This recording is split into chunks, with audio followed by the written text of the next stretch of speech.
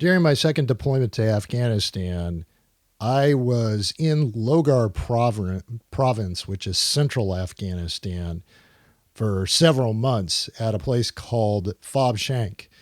FOB Shank had a nickname, and I hadn't really looked up its history or the details before I had gotten there, as being known as Rocket City. So you can imagine what that might mean. And really, from the point where I got there until probably 1 or 2 months before I left, we were under daily attack. One particular morning, it was a bit unusual. And I say this because there was only 3 of us in the tent at the time. And I remember it so crisply that it seems like a Hollywood thing, because the sirens went off and the close air, whatever, sea whiz, okay, whatever that.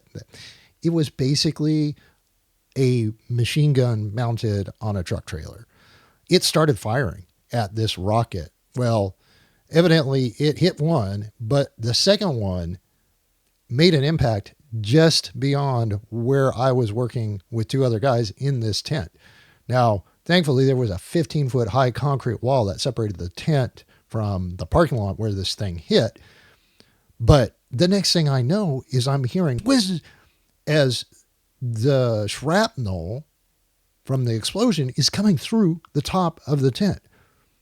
And I immediately start patting myself down, making sure that I didn't get hit, because I was shocked. I was in shock. So I looked to my left, and there was a civilian guy, Mr. Smith, and I said, "Mr. Smith, are you okay?" And he was looking around, and he's like, "Yeah, I'm okay." And then there was a guy way at the other end of the tent. And I was like, "Petty Officer Johnson, are you okay?" And he's doing the same thing. He's patting himself down, making sure he hadn't gotten hit. And I walked over to where Petty Officer Johnson was, and the craziest thing is I'm seeing rays of sunlight come through the tent, and I'm looking at the plywood floor where the pieces of the rocket went through the floor and hit the ground below. You can't prepare for every emergency, and this is my point. But by golly, you can respond quickly to the emergencies when they come up. And that's really what that is really what leadership is about. Being ready to respond to when emergencies come up.